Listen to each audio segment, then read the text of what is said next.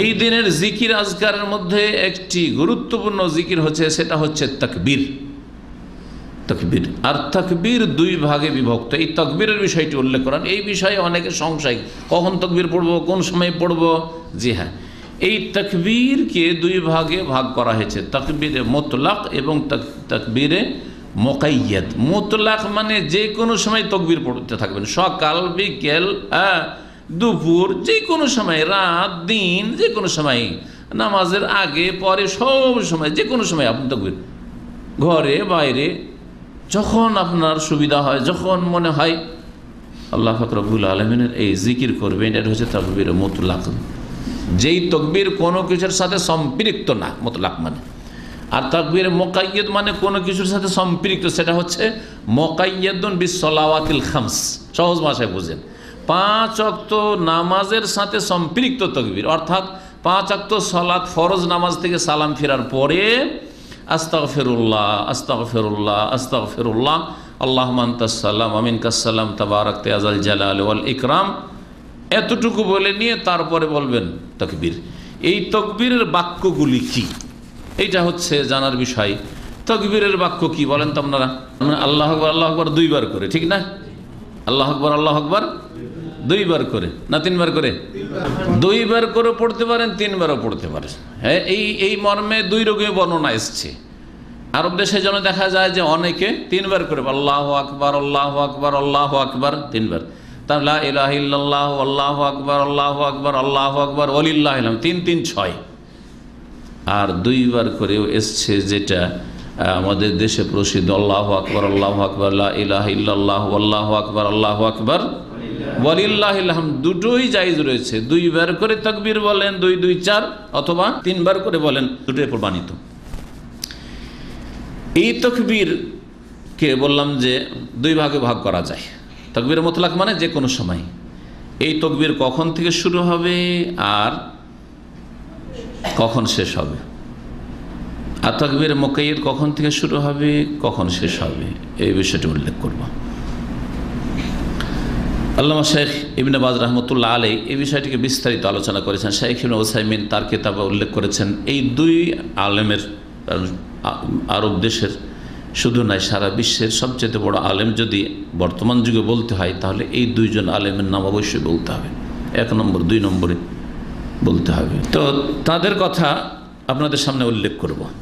তারা বলছেন যে আত তাকবীর ইয়ানকাসিমু ইলা কিসমাইন, তাকবীর 2 ভাগে বিভক্ত। তাকবীর কয় রকম?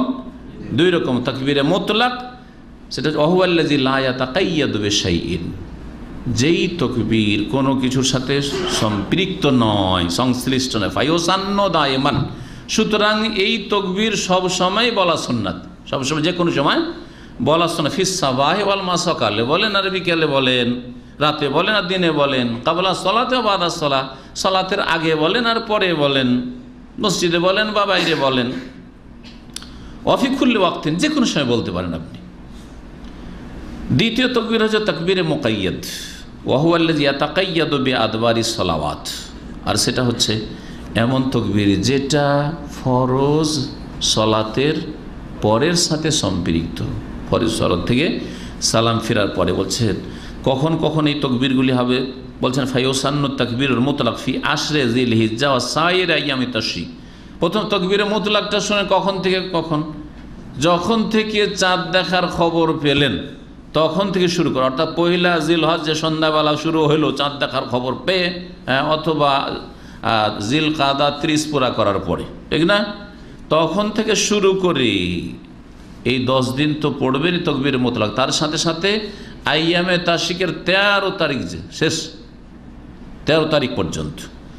ওয়াতাবতাদিউ মিন দুখুলি শাহরে জিলহিজ্জা, আর তা শুরু হবে জিলহজ মাস শুরু হওয়া থেকে, মিন গুরুবে শামস আখির ইয়াউমিন শাহরে জিলকাদ, জিলকাদ মাসের শেষ দিন যখন সমাপ্ত হইল, জিলহজ মাস শুরু হল তখন থেকে, ইলা আখির ইয়াউমিন মিন আইয়ামি তাশরিক, আইয়ামে তাশরিকের শেষ দিন পর্যন্ত। এটা হচ্ছে কি? তাকবীরে মুতলাক। আর তার সাথে সাথে তাকবীরে মুকাইয়াদ। তাকবীরে মুকাইয়াদ কখন? ওয়াম্মাল মুকাইয়াদু ফাইন্নাহু ইয়াবদা মিন ফাজরি ইয়াউমি আরাফা ইলা গুরুবি শামসি আখিরি আইয়ামি তাশরিক বিল ইজাফাতি ইলা তাকবীর মুতলাক। বলছেন তাকবীরে মুকাইয়াদটা পড়বে কখন? বলছে যে এটা শুরু হবে আরাফার দিন, মিন ফাজরে ইয়াউমি আরাফা, আরাফার দিন ফজর নামাজ থেকে। তো এই বছরে আরাফা হবে কোন দিনে? রবিবারে। তাহলে ভালো করে বুঝে নেন বিষয়টা যাতে ক্লিয়ার থাকে। রবিবার ফজরের সালাতে সালাম ফিরে, যেমন বললাম আস্তাগফিরুল্লাহ পড়বেন 3 বার, তারপরে আল্লাহুম্মা সাল্লাম তাবারাক ওয়া জালালুল ইকরাম, তারপরেই বলবেন এই তাকবীর আল্লাহু আকবার আল্লাহু আকবার, এবং উচ্চ স্বরে বলা সুন্নাত। এই তাকবীর মনে মনে নয়, উচ্চ স্বরে, ঘরে বলেন বাইরে বলেন, তাকবীর মুতলাক ওর মুকাইয়াদ উচ্চ স্বরে বলাই হচ্ছে সুন্নাত। এই তাকবীর আরাফার দিনের ফজর থেকে শুরু হবে আর শেষ হবে কখন? ইলা গুরুব শামসে আখির আইয়ামে তাশরিক, আইয়ামে তাশরিকের সূর্য অস্তমিত হওয়া পর্যন্ত, মানে 13 তারিখের মাগরিব পর্যন্ত, 13 তারিখের মাগরিব পর্যন্ত।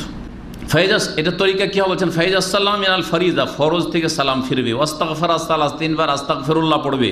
ওয়াকাল, আর বলবে আল্লাহুম্মা আনতাস সালাম ওয়া মিনকাস সালাম তাবারাকতা যাল জালালুল ওয়াল ইকরাম। এটুকু বলবেন, কারণ অনেকে ভুল করে, আবার বাড়াবাড়িটাও ভালো না। সালাম ফেরার পরে আল্লাহু আকবার, আস্তাগফিরুল্লাহ পড়লো না, আর আল্লাহুম্মা আনতাস সালামও পড়লো না।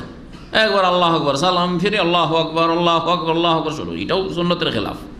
জি, তাই এই দুই শেখ স্পষ্ট করেছেন যে ইয়াজাল জালাল ওয়াল ইকরাম পড়ার পরে বাদা বিত তাকবীর, তাকবীর শুরু করবে। এটা কারা বলছে? হাজা লে গায়রিল হাজ, এটা যারা হাজি নয় তাদের জন্য, আপনাদের জন্য, যারা হজে যাবেন না তাদের জন্য।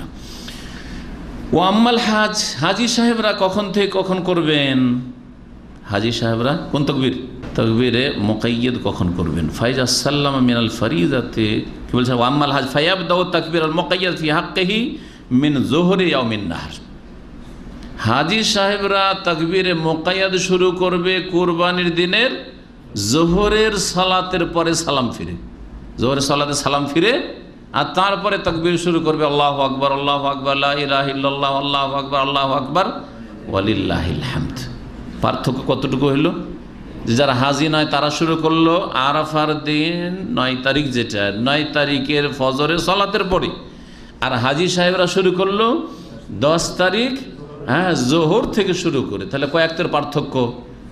ফজর, জোহর, আসর, মাগরিব, এশা আর ফজর 6 ওয়াক্ত, 6 ওয়াক্ত বেশি। গায়ের হাজি যারা হাজি নয় তারা 6 ওয়াক্ত বেশি। এ তাকবীরে মুকাইয়াদ এর রেফারেন্স শেখ ইবনে বাজ রাহমাতুল্লাহ আলাইহির ফতোয়া মজমু ফাতোয়া ইবনে বাজ 13তম খণ্ড 17 নম্বর পৃষ্ঠা, এবং শেখ ইবনে ওসাইমিন রাহমাতুল্লাহ আলাইহির একটি কিতাব রয়েছে অনেকগুলি খণ্ডে। যে কিতাবটি আমার কাছে আছে সেই কিতাবটি হচ্ছে একটি ফিকহের বিস্তারিত ব্যাখ্যা, আশ-শারহুল মুমতি আলা যাদুল মুস্তাকনে।